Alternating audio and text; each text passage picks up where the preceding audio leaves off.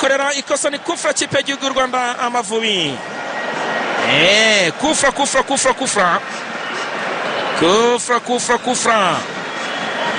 Kufra ikipe y'igihugu y'u Rwanda mu ruhande rw'iburyo, akaba ariho bagiye ku ruhande rw'ikipe ya Lesotho nimero 19 avamo hinjamo nimero 8, nimero 5 avamo hinjamo nimero 10. 19 avuyemo yitwa Lemfonolo Matsua, hanyuma nimero 5 avuyemo hinjamo nimero 10. 8 yitwa Sabo Matsowele, hanyuma nimero 10 yitwa nimero 10 yitwa Lemfonolo Vozowane, atsimbuye nimero 5, asimbuye nimero 5 Nzwalelo Belenga wandi wirukanga cyane nabi maseru rwose. Kofra bagiye kwitera mu kanya gatoya cyane, Kofra bagiye kwitera mu kanya gatoya cyane kabisa. Yes.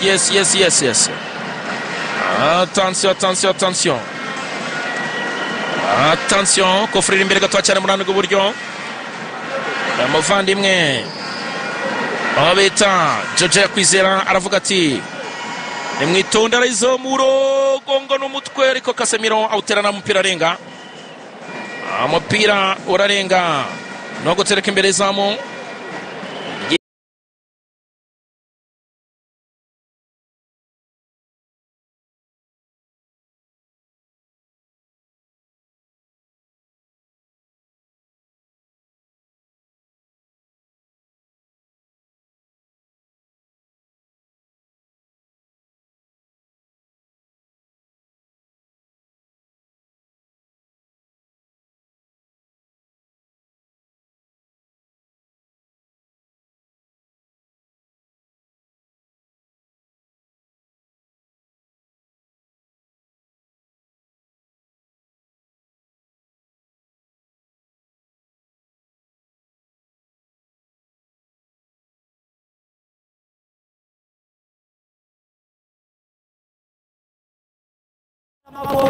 Reka kamera,